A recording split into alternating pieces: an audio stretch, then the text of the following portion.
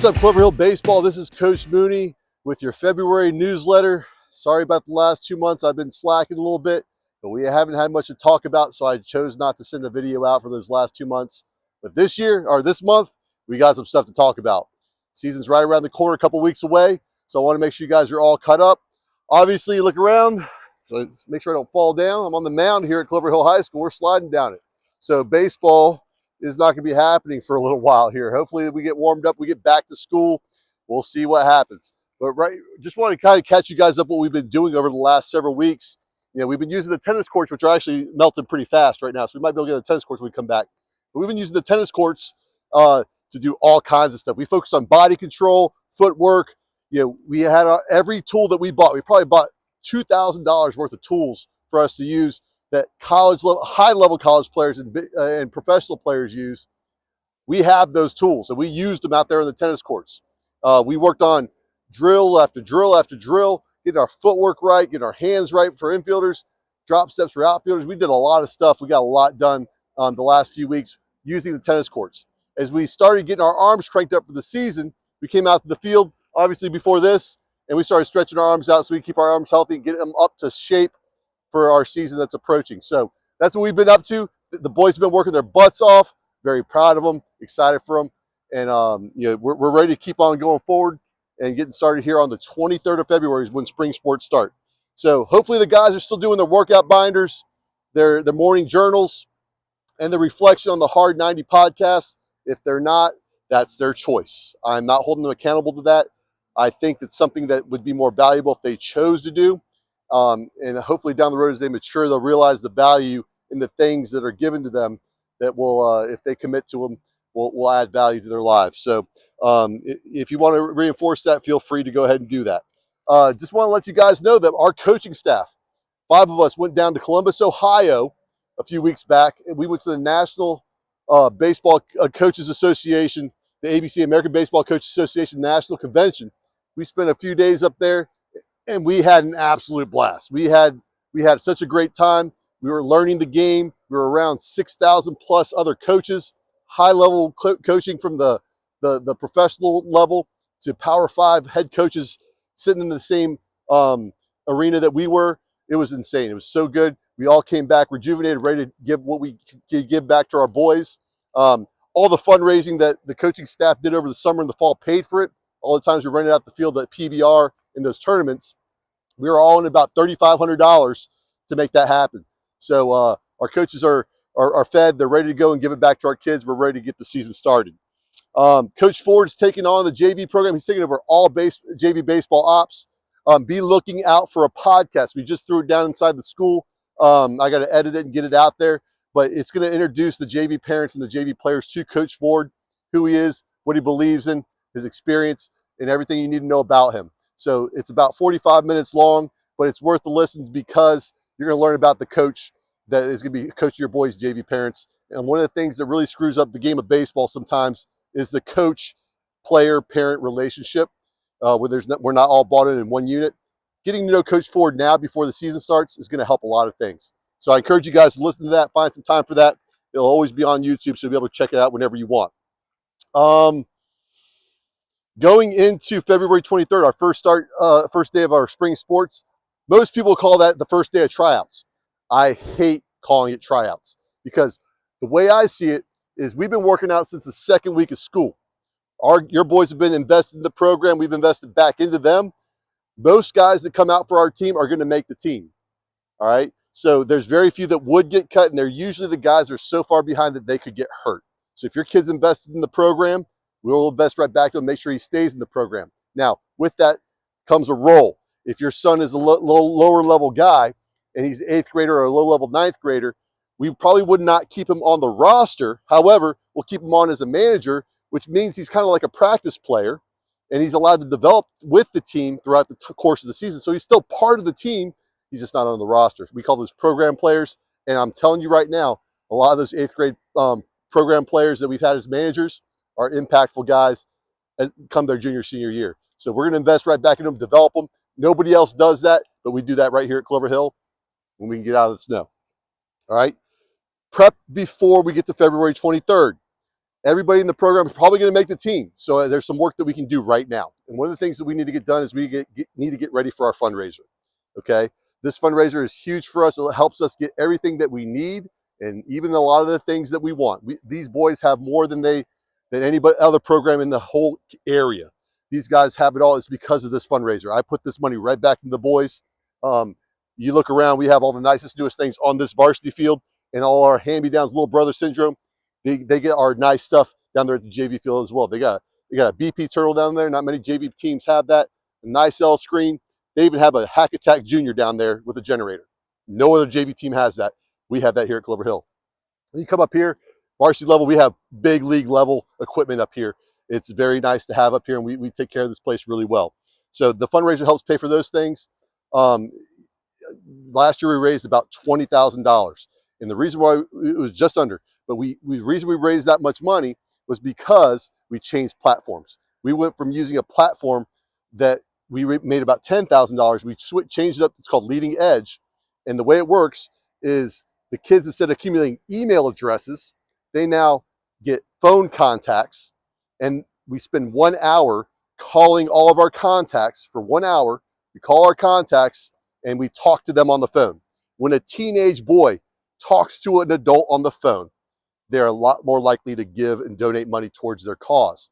So your job right now, and your player's job right now, is to start accumulating those contacts. We're looking for 20 to 25 contacts of people that would be willing to donate and would be willing to support and know your child.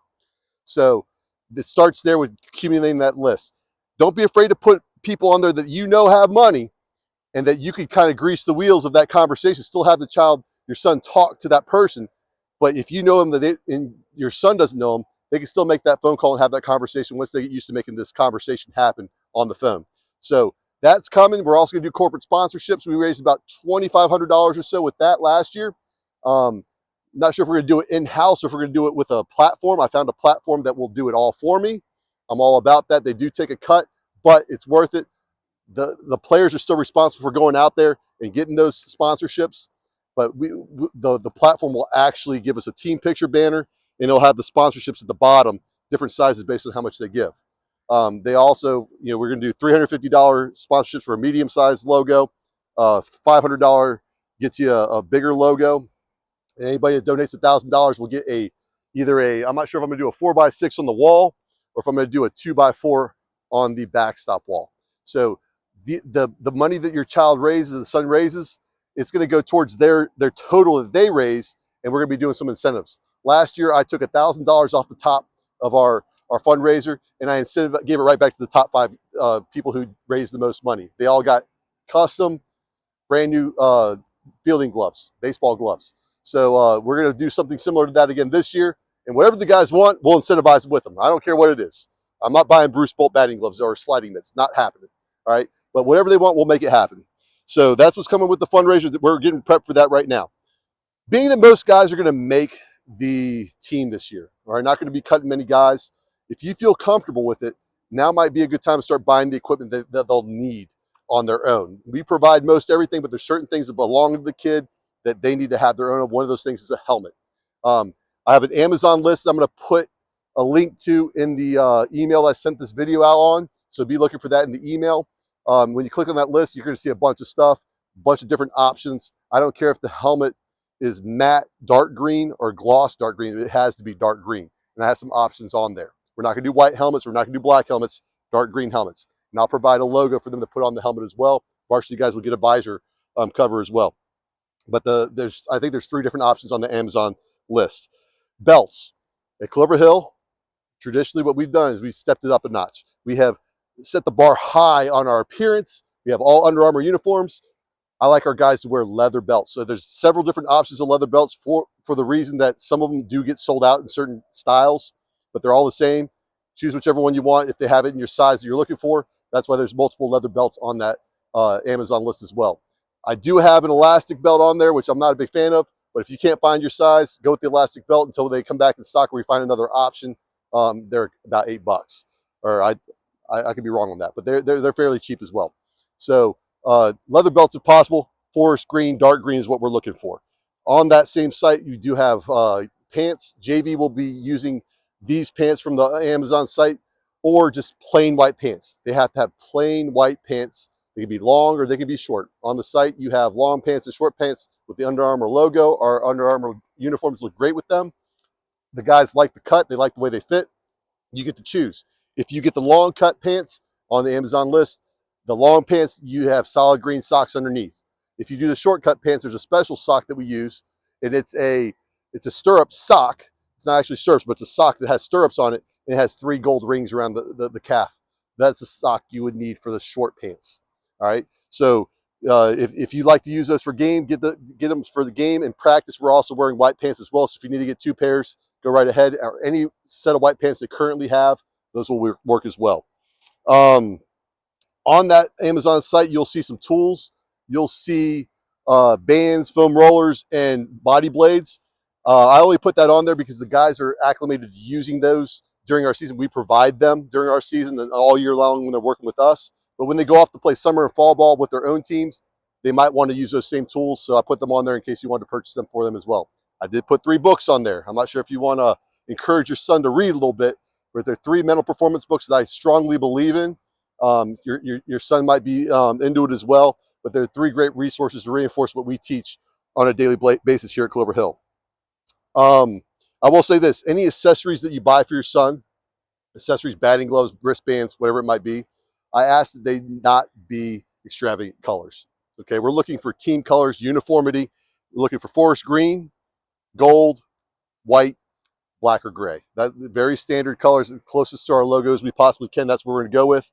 The only exception I will make to that would be pink batting gloves or wristbands, whatever, for breast cancer awareness. I respect that. However, I do not care for the way it looks on the field, but I understand why people will be wearing them.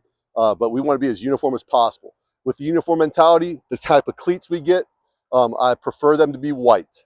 It looks really good with our uniforms. We've done this for several years. It looks really good. White cleats. It doesn't have to be Under Armour. It can be whatever brand you feel like purchasing.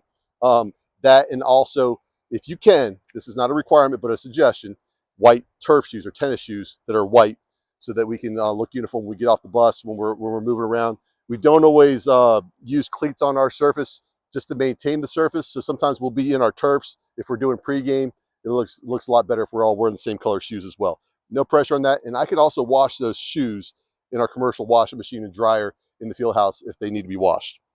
All right. On the 23rd of February is our start date. We're not calling it tryouts. We're calling the first day of practice. We're going to meet in the field house. The players can keep their stuff in the field house, lock it up in there. If they need to take something home to work on their own, they can do that, but bring it to Coach Ford's office in the morning and then get it down to the field house in the afternoon. So that's the structure we're going to do. Please, please, please check Healthy Roster. Make sure your physical is up to date in there. Concussion forms, VCU forms, all the forms they have on there. Please make sure those are done. I'm about a week away from having to start checking on that, and it is a pain in the butt. So if you guys can go and knock that out for me, I greatly appreciate it. Be on top of it so that I don't have to worry about that too much. We have 3 scrimmages this year, or excuse me, 2 scrimmages. Our first one's going to be on March 7th against Ocean Lakes State Championship team. My high school coach is coming to us, and we're going to play a varsity game on the varsity field, a JV game on the JV field. I think it's right around 1 o'clock. Very good competition. Obviously, state championship team. Their JV team does not have any 8th graders, so you're going to be seeing a lot of older competition, a lot of 9th and 10th graders.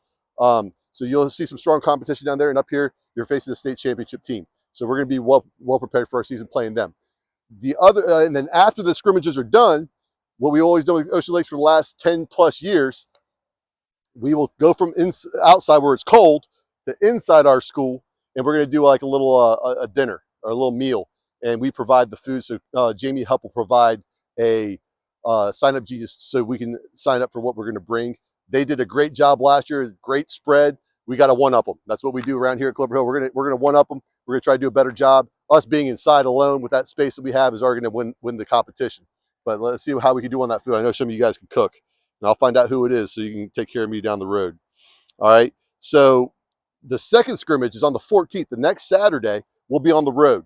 Coach Mascarai was over at Lafayette last year. He got his coaching start here at Clover Hill in our JV program. Has since gone on to be a varsity coach at 2 different schools. He's now at Gloucester High School, and that's going to be our second scrimmage on March 14th. Saturday. I don't know what time yet. I don't know the structure of JV varsity. I don't know how they're going to manage that with their facilities, but I will keep you guys up to date, but it's coming on March 14th. They were regional champions last year. So once again, another strong team to face preseason. So that we go into our schedule, we're more prepared. All right.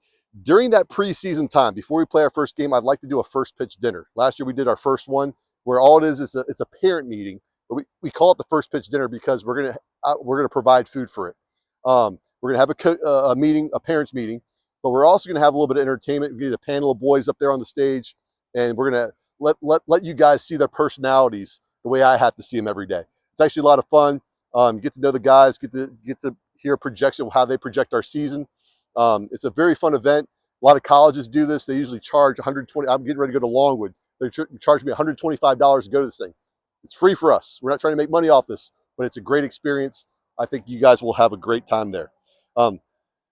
One more thing, February 7th, that's coming up. I think it's next week sometime. February 7th, we are going to be helping Chesterfield Little League once again. Last year we helped with their assessments. Our guys did such a great job.